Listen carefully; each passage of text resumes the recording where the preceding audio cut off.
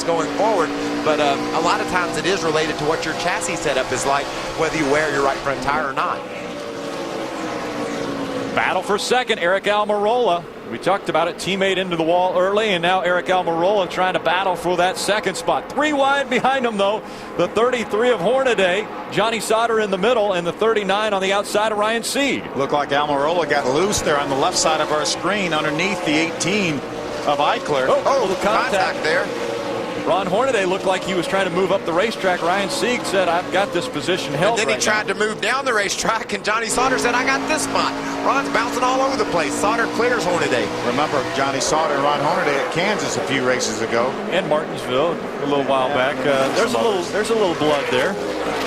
Man, but these guys are going to be laying on one another all day long here at this track, Phil. You need a little extra space. You get frustrated. The guy keeps hanging on that right rear quarter. You're going to move him around a little bit. We saw that twice in one lap there with Ron Hornaday. Look there's more contact.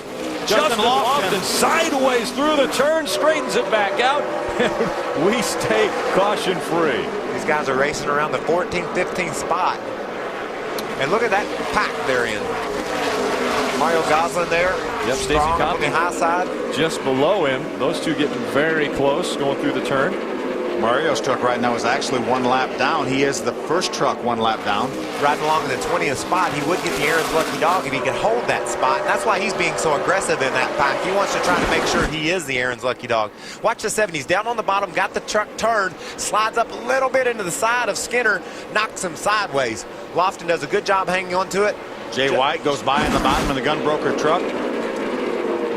Justin Lofton currently running 14th. There are, at this time, 19 on the lead lap. Chris Eggleston, who was your speed spotlight, Phil, is running in that 19th position. He actually got a lap down, stayed on the racetrack, used the wave around to get back on the lead lap. Battle for third continues. Todd Bodine just in front of Eric Almirola. Bodine has taken that spot away from Almirola. Almirola wanting it back. Talked to Todd Bodine in the garage area. You know, obviously we make a whole lot of, in fact, when you go to a 1.5 mile racetrack, you have to really think about Todd Bodine as the favorite. Well, when you come to a short track, you don't necessarily think of Todd Bodine as the favorite because he's never won on a short track in his career, and they want to change that. Isn't that amazing? 18 wins and not one on a short track. And he's good on short tracks. Oh, yeah. Hey, let's find out what happened to that right front tire with Steve Wallace. He's standing by with Chris Kubota. Yeah, we're in the garage. Steve, a hard hit. We saw some blown tires last night in the ARCA race. Were you guys a little bit heavy on the setup there, or what happened? Yeah, you know, we started the race with Toyota Des Moines. You know, Toyota was, pretty good.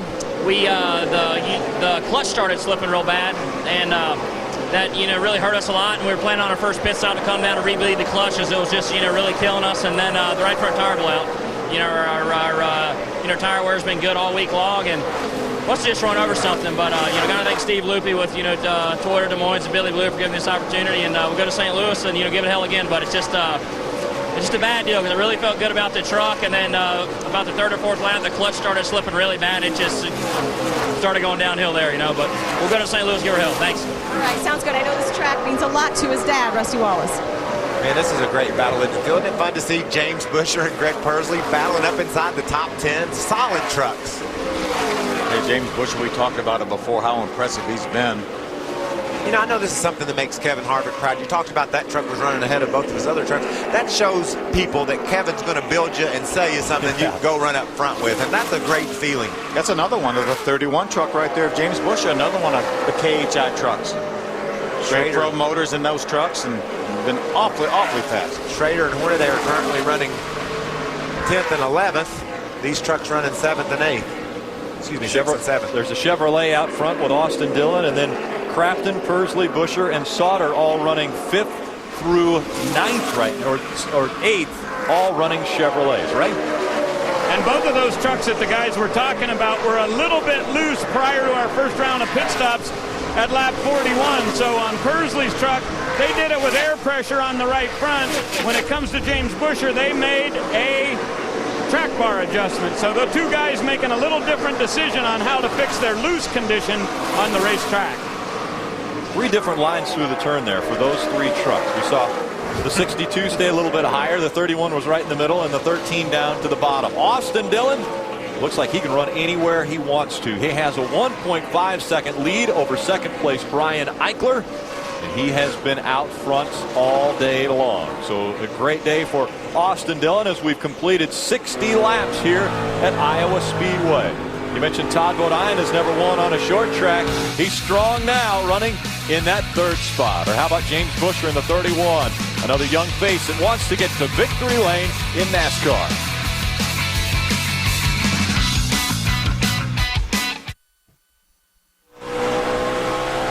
Well, race fans, Sunoco's Free Fuel 5000 is back. Just get your Sunoco decal, put it on your car, get spotted, and win. We've got spotters visiting every participating Sunoco, and if we see you with it while you're there filling up, you'll win one of thousands of instant prizes and a shot at the grand prize, 5,000 gallons of Sunoco fuel. For more information, go to GoSunoco.com. I believe that's on the internet, which Ray was thinking might take off. I think you might have something. Yep. And that's a lot of gas.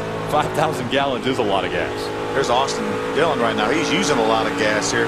About a 1.5 second lead over Brian Eichler. You know, there's a little bit of pressure on Austin Dillon, though. He's led 68 laps, and that's almost a familiar sight if you're a historian of the Truck Series, because when Mike Skinner was driving the number 3, he was a dominant truck. He actually led, I believe, all of the laps of a race once or twice. 3 times. 3 times. And remember, he won 16 races in the first 2 years of the series. But you also have to remember back in the early days of the series, back in '95, for the first 3 or 4 years, they did not have live pit stops. They would run to a halftime break, so there were no lead changes because of pit stops. So that's one big difference with what we have today. And then, you know, it's crazy to think that maybe he could lead every lap here today, because it hadn't been done since that era. You know, with the live pit stops, and Austin Dillon up to 70 laps, he's led every one of them so far. What a great run we've had out of Greg Pursley. Currently running in the 8th spot. Now, he has had a little bit of trouble while we were away at break. Take a look. He just got in the corner a little bit high, it looked like, and he makes slight contact with the safer barrier, but continues on and remains in the 8th position. Lost a couple spots while that happened. You know, but he's flirting with that high side. He's running right up next to the white, and when you flirt with it, eventually it's going to bite you. But he was able to bounce that Chevy off the wall and keep it in the top 10. That's pretty cool. Ron Hornaday currently in the 10th position, so he's broke into the top 10. You see his sequence down at the bottom of the screen, right? Well, Rick, I talked with Ron Hornaday in the pre-race show today, and he said when they did qualifying, his truck was terrible loose. He was really amazed at just how loose it was. It's been a little loose today, but I wanted to take a look at when Ron Hornaday has gotten his first win of the season. And these are some really, really impressive numbers. And as you look back through his career from 95 forward, he's just about always a winner in the first 4 or 5 races of the season. But so far this year, a winless drought. And right now today, Hornaday's saying his truck's still very loose on the track, and he's calling it as if it is stepping out a little bit. So apparently the rear end not very stable on that number 33 today. But a lot of Ron Hornaday fans saying, when is that first victory of 2010 going to get here? Has his teammate right behind him, Ray, and Kenny Schrader. Trouble on the racetrack. The 51 of Eric Almirola into the wall. Now, that was the big question. Would teammates have the same problem? And less laps this time, only about 30 laps since our restart. So a lot of times you engineer these things, you design them out to get the most grip and put as much load on the tires as you can. Obviously, something went wrong with the design on the front ends of that 51 and 15 trucks, because it abused that right front tire, blew it out, and caused it to crash. Could have been possibly low air pressure, could have been excessive camber, or could have just been the setup, but unfortunately it looks very much like his teammate, the 15 of Stephen Wallace. You know, these teams, they work their hardest to abuse these Goodyear tires. That's their goal. They want to get all the pressure on those tires they can get. It's going to make it turn through the corner better. Sometimes you overload it with pressure. It makes it fast for a while, but it won't last. This is what Matt Crafton saw when he was driving down the corner. You see just up ahead. Wow.